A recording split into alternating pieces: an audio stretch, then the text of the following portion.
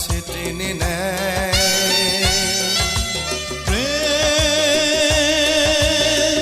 কখনো জীবন হয়ে মৃত্যুকে দূরে ঠেলে দেয়, কখনো আপন করে মৃত্যুকে কাছে টেনে নেয়।